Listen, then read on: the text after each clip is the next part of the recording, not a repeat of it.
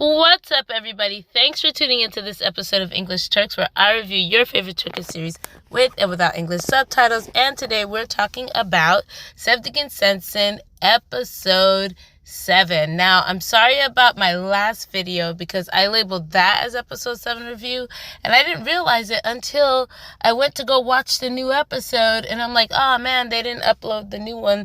They didn't have a new one this week, because I'm thinking it says episode 7, but I don't know if where I watch it accidentally labeled it wrong, because I know I saw episode 7 somewhere, and then I labeled all my stuff as episode 7, but this is actually the review for episode 7, and guys, I couldn't wait. I could not wait. I literally just watched it this morning. It came out yesterday.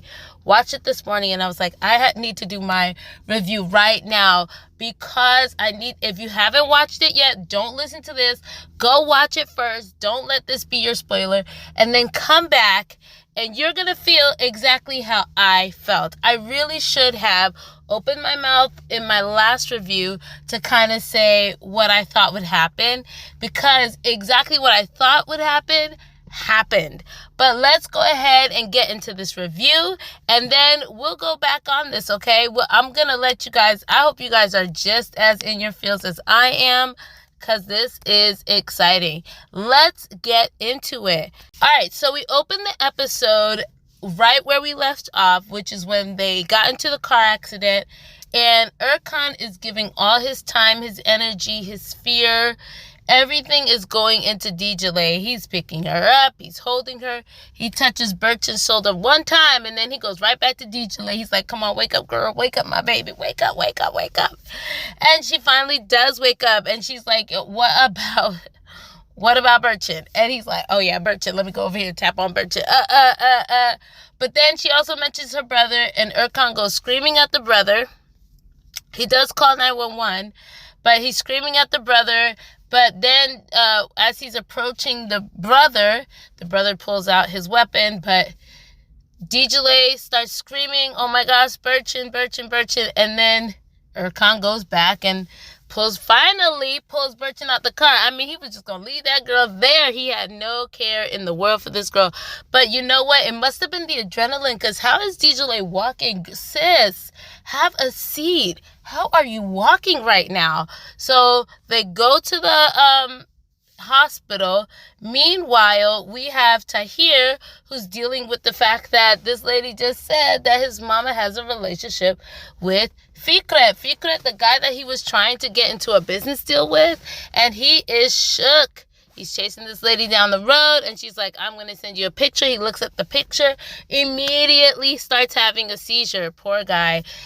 So while he's having a seizure, they take us over to Erkan's sister. Her and Jivan delivered the baby. The baby wasn't breathing, but then all of a sudden, Jivan takes the baby, and the baby starts to cry.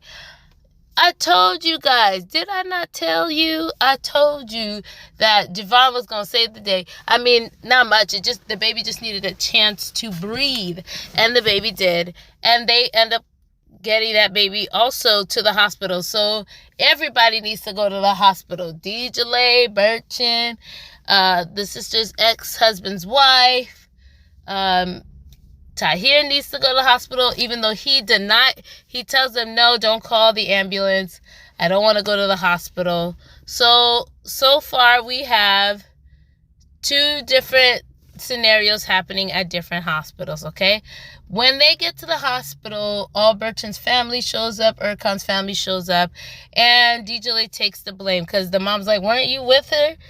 First of all, what was Berçin doing at the restaurant? She was being nosy. If she wasn't at the restaurant, she wouldn't have found herself in that situation. But she was being nosy, running after a man that does not want you, and she still didn't get it.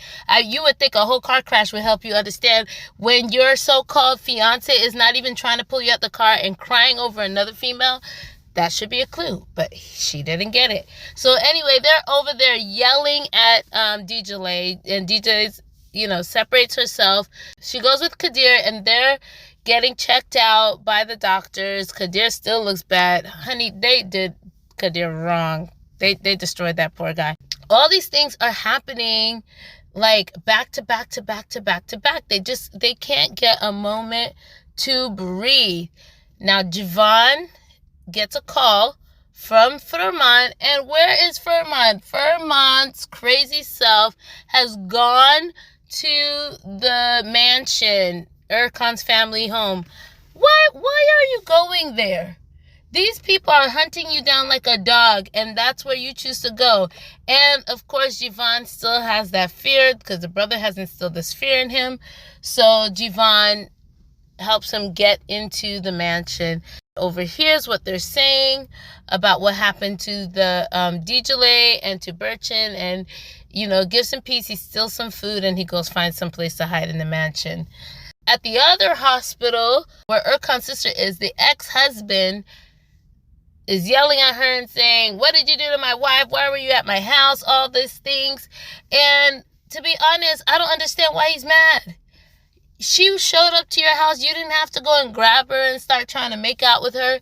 You could have left her alone. You could have said, well, you're the one that told her to go over there in the first place. So why are you upset now that she's gone there when your wife is home? Really? Talk about nasty. But Javon steps in, and Javon's like, you don't know what this lady has gone through to make sure that your baby was born. Otherwise, your baby would have died. Okay? So don't even be worrying about the complications, because you are creating this festering mess. I am happy to see later on in the episode that she chose not to fool around with him. She stopped herself short, and that was a good choice that she made. Unfortunately, while she's having the argument with the ex-husband and Javon steps in, people are recording, so it does eventually end up on the news. DJ says a prayer and asks the Lord to forgive her, and that she'll do whatever she can to make sure that Birchin lives, because she doesn't want anybody to die so she could be happy. So she's going to let go of her happiness just so Birchin could be okay. And she tells Erkan, like, I'm going to completely leave your life. All I want you to do for me is marry Birchin and create a happy life with her, because she feels bad that Birchin got into this huge accident, and she feels like it's all her fault. I'm telling you right now, Tahir got up from that floor, and this man went straight to the hospital and confronts his mother. Good for you, Tahir. Good for you, because he's finally realizing that they've been treating him like garbage for so many years, apparently all his life. He's thinking it's because of his medical difficulties, but honestly, it's because he's probably Fikret's son, and he's starting to realize that. Now, the mom is doing whatever she can to prevent him from telling his dad, but he's like, that man is probably not even my dad. Not even my dad. But in the middle of that whole scenario, the news comes on, and they're saying all these things about the sister. And so the dad's like, you couldn't be a mom, you couldn't be a wife, and now you can't even be a daughter. You're always embarrassing me. This man irks my nerves. Literally, him and his wife are rancid. They are such terrible, terrible people. I understand Birchin's mom. Birchin's mom's like, yo, like, my daughter's gonna die with you people. You guys need to leave my daughter alone. And I 100% agree. Leave her daughter alone. Too bad for her. Her daughter doesn't feel the same way. Now, DJ, walking away from the family, goes outside the hospital.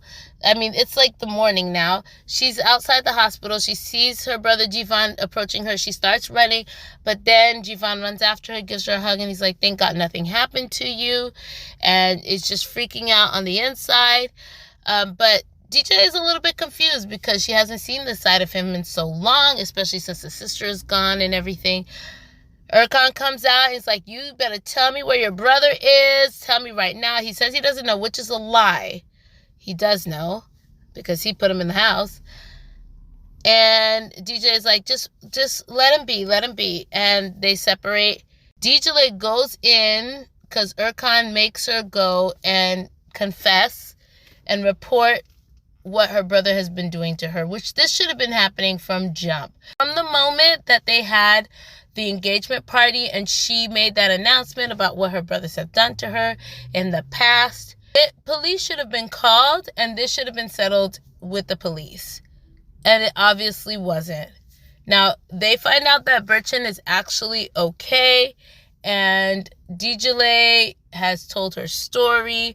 Turns out, even when she was younger, her brother got mad at her and was hitting her with a stick, didn't realize there was a nail in there, and told the mom that DJ, was being ridiculous, hurt herself, fell or something like that. But really it was because he was beating her, and then the mom had to stitch her up. I don't think Jivan even knew that story because he knew the aftermath, but didn't really realize that the brother beat her. I don't know.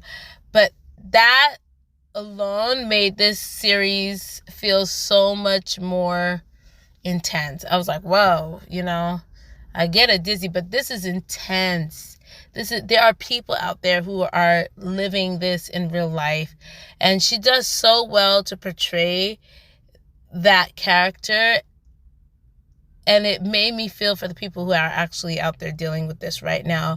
I'm sure there's many people who feel the same way or who've dealt with it before, and then they're watching this.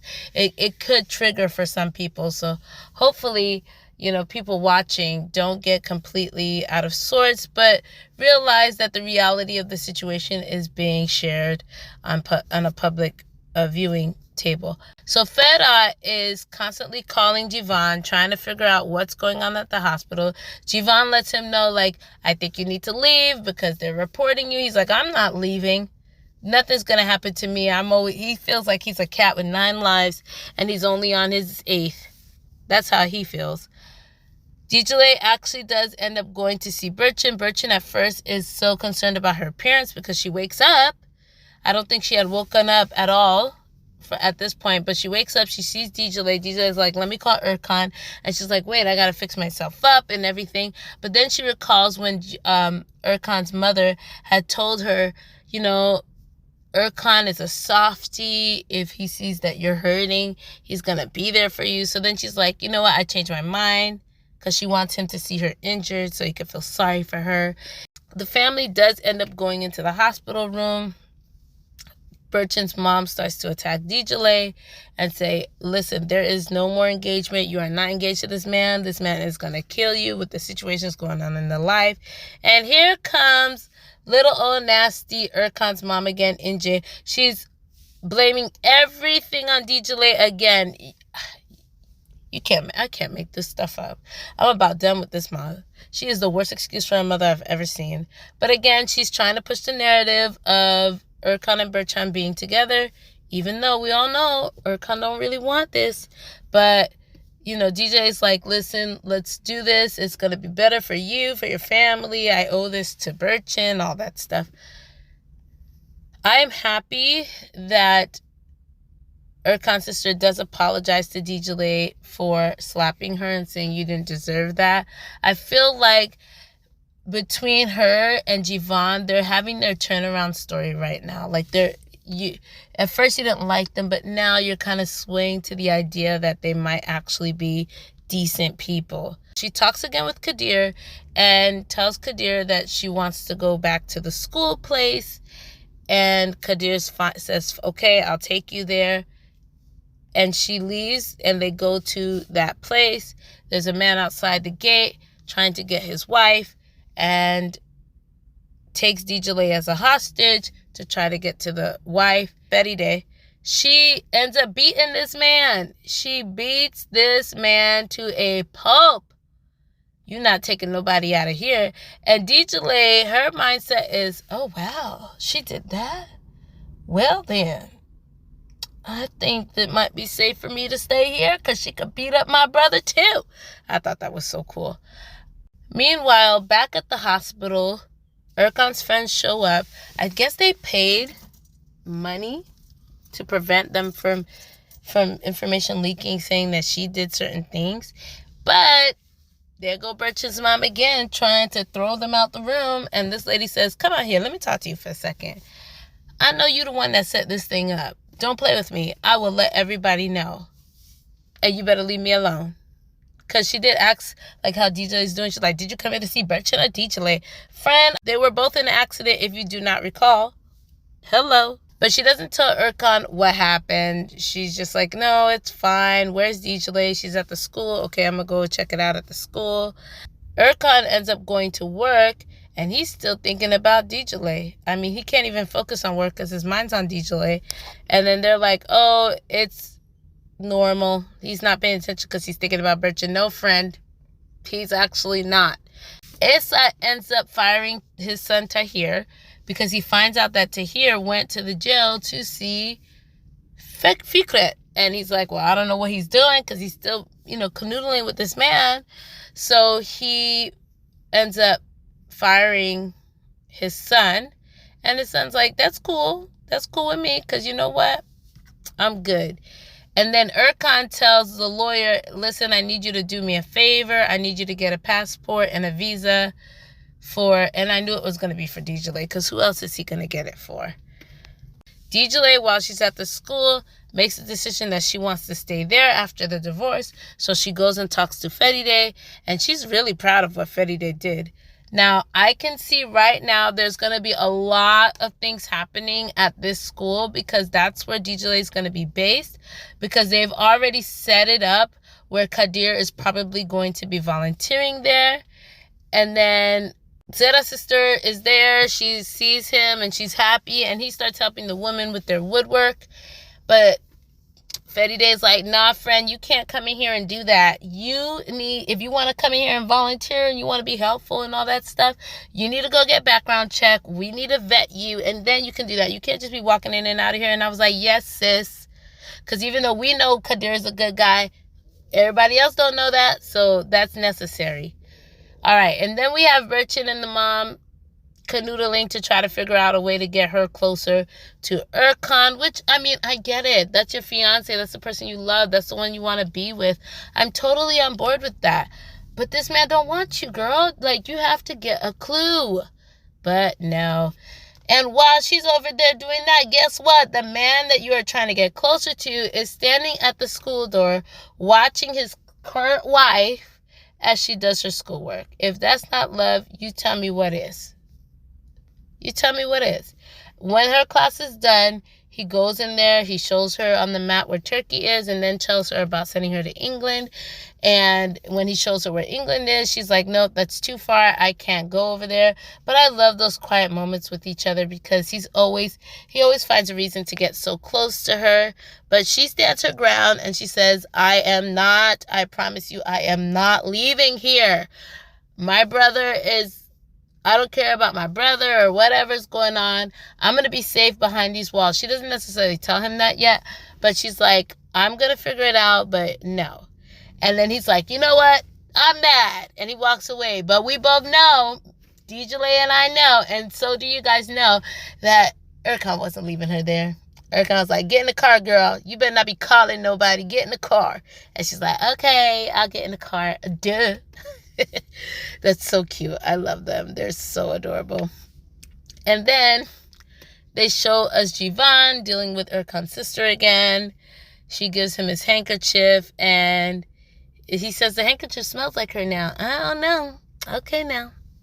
Meanwhile, we still have Ferman festering down in the boiler room. I don't know what he's doing.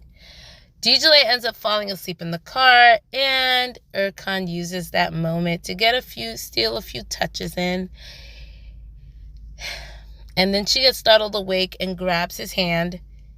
And he's like, no, it's okay. You're fine. We're here. She ends up going to check up on the lamb, and that's where Ferman finds her and threatens her and tells her that she needs to gather up a bunch of Erkan's things that he could sell, but also money so that he doesn't have to be poor and broke and got nowhere to go.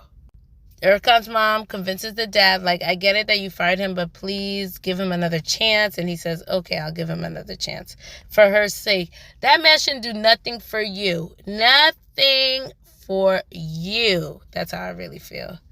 And then when DJ tries to do it, she can't. And Erkan comes in and sees her crying. And he's like, just tell me what happened. He don't like to see DJ cry. This man do not want this girl crying. He does not. Then we go over and we see that Tahir is storing all his work from papers from work into the pool, even throws his family pictures into the pool, because this man's like, I've been living a lie. I agree with him. And the mother's like, oh no, this is not true. We don't know. Da, da, da, da.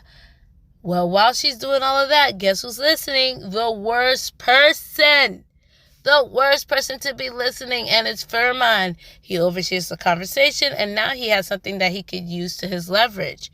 Now, while he's waiting outside for DJ to bring him the things, he ends up getting arrested. And Erkan's like, I'm going to make sure you never see DJ face again. You will never see DJ face again. He's like, are you okay, DJ? Are you okay? That man loves him some DJ. That is just so much love. And then Jivan comes and he's like, oh, you're going to have to get out of here too. But then DJ, she knows how to get on Erkan's heartstrings. She's like, oh no, please. He's the only one that knows where my sister is. Uh-oh. If he's the only one that knows where the sister's buried, of course he can't go nowhere. And she's like, and he's not going to hurt me. Please let him stay, please. And then Erkan's like, you better pray for DJ's soft heart, because she's the only reason why you're staying here. But I think they all know deep down inside that Jivan is not necessarily a bad person. He is a product of his circumstance, just like DJ kind of is. And then Jivan goes and sits and cries his heart out, like he's really passionately crying, because he does love his sisters and he hates what he's been forced to do, because he's also being abused. And while he's crying his eyes out, Erkan's sister sees this, and I think it's pulling on her heartstring. And why is her shirt buttoned down so low? Like, unnecessary. So the next day, DJ is singing and sewing her sweater back together, and Erkan walks in and he loves what he sees, but he also sees her suitcase halfway packed, and she's like, what's the point? I'm going to be leaving here soon. I might as well start getting ready. And he says, I just want you to promise me you'll just think about England. And she says, okay, I will. Then he pulls a trinket out of his pocket that she had given him, and he says, here, I'll give this back to you. And she's like, no, I'd rather you keep it. And he's like, okay, thank you. And then he says, you want to go shopping? Like, even if you stay at the home for girls, then, you'll still need clothes. And she's like, okay, fine. And then can you also get me one of those rolling suitcases? And he's like, okay, I will. Can you do one thing for me? And can you make me Ravani? I don't know what Ravani is, but I'm assuming it's the same meal that she had cooked when they had that apartment together. And then the friends came over, and then he left. And because then she makes that little statement about, I'll make it, but you better not be not coming home so that we can't eat it. And he's like, oh, I see how you got jokes. But then who walks in? Oh my gosh, the root of all my migraines is Berchan and his mother. These people are so annoying. And the mother says, hey, Berchan's going to be staying here while she recovers. And Berchan's like, oh, she's here? And then she's like, well, DJ will take care of me. She's going to do whatever she can to set in DJ's brain that this is my man. Girl, I get it. I'm not too mad at Berchan for it, because I get it. That's her man. It's supposed to be her man. But she's not getting the clue. She needs to get a clue. And Erkan is obviously really upset about this, but then his mom is like, what difference does it make? You're going to marry her in a few weeks anyway. Where's she going to stay? She's obviously going to stay with you. And then Erkan gets a call saying that Fikret is messing up with their shipment stuff that they need with their suppliers. And so now they got to find new suppliers. And Inje walks in and sees her son in the room. And she's like, why are you in the room? He's like, oh, Dad asked me to get his suit. She should have known from that moment that dad didn't ask him for no suit, because this man can't even stand him.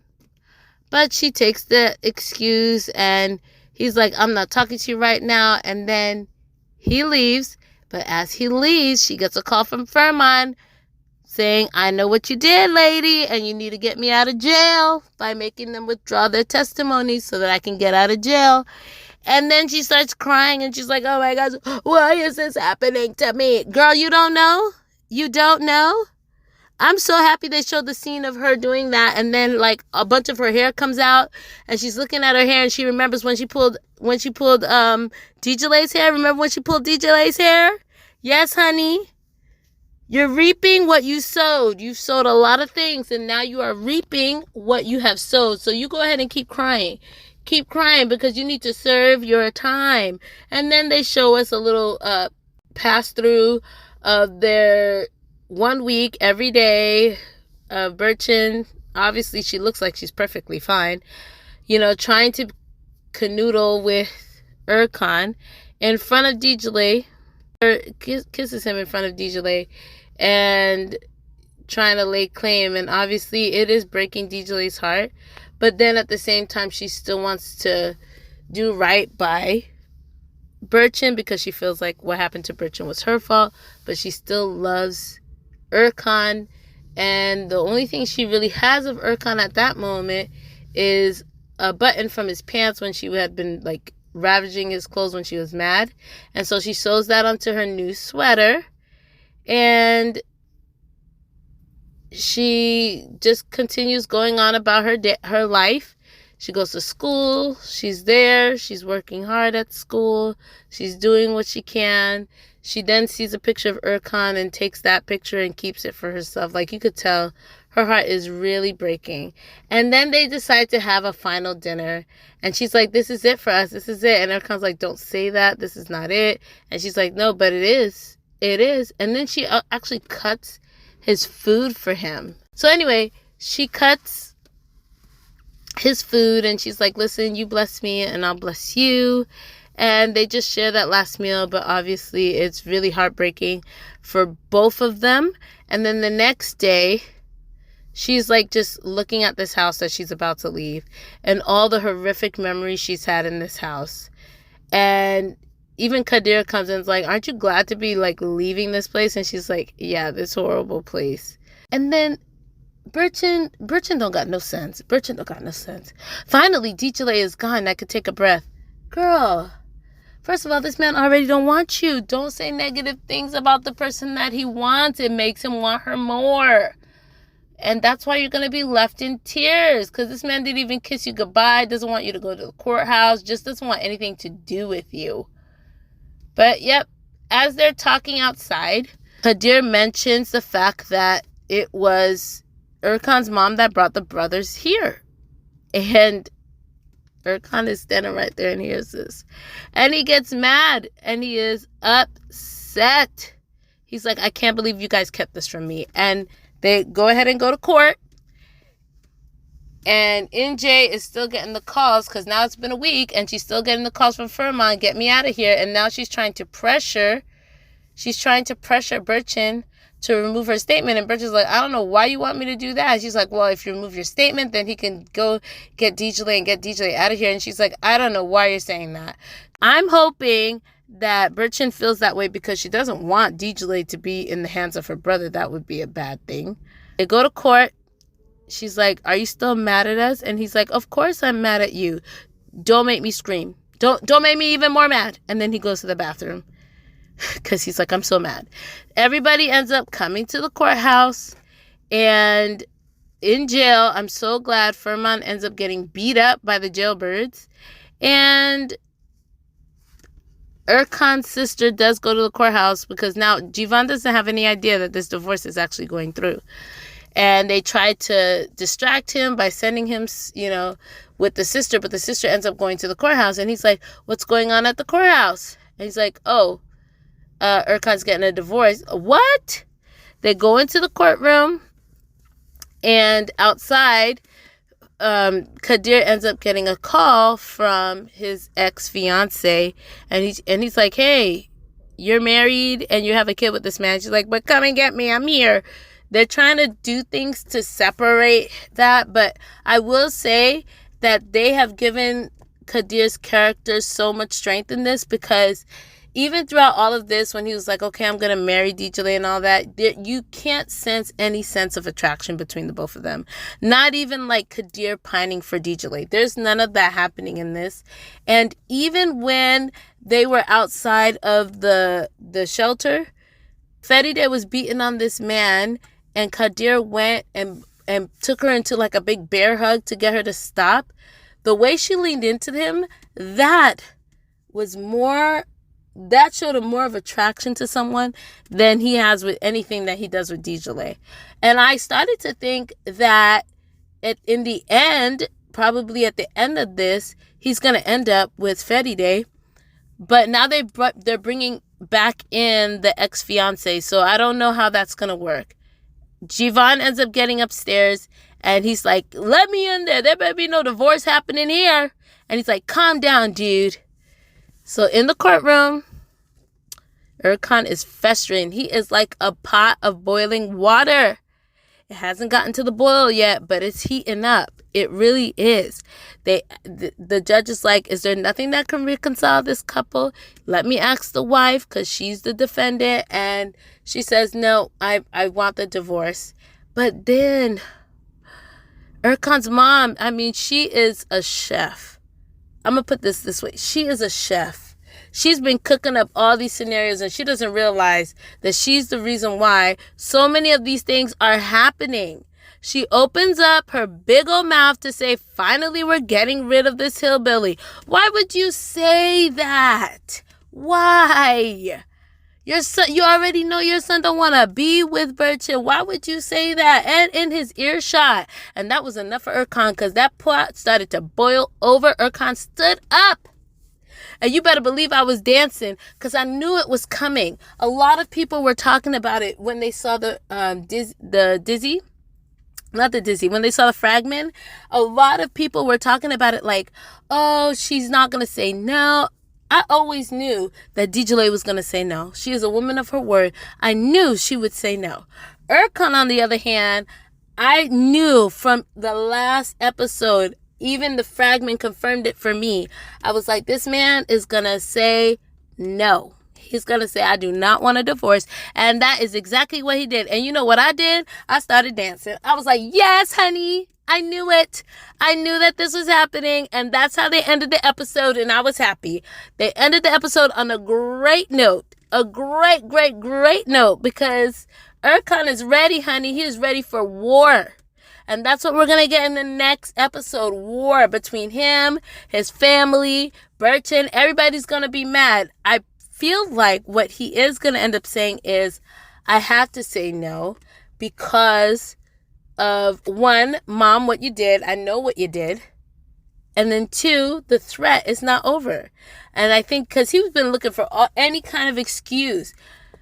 Erkan's been looking for excuse after excuse after excuse not to divorce DJ. And every excuse DJ has found an answer for, right? Protection. Where are you going to live? What are you going to do? How are you going to be? And she's found solutions back to back to back to back. So much so that even now the brother's in jail. So all these things could not be an excuse. But the mother being the reason why the brothers are here. The mother is the reason why they got into that accident. The mother is the reason why so many of these things are happening to the family. The mother is the reason why Tahir is acting all kinds of crazy. It's the mother. It's the mother. She is a boiling, festering, excuse for a person, but she is the reason, and the reason has presented itself. And I cannot wait till next week's episode. Now, I know I was very animated in this, guys, but let me know. I hope you enjoyed my review. Don't forget to click that subscribe button and talk to me in the comments because I want to know how you felt. Were you jumping it up and down like I was? Let me know, and I'll talk to you guys in my next review. Bye.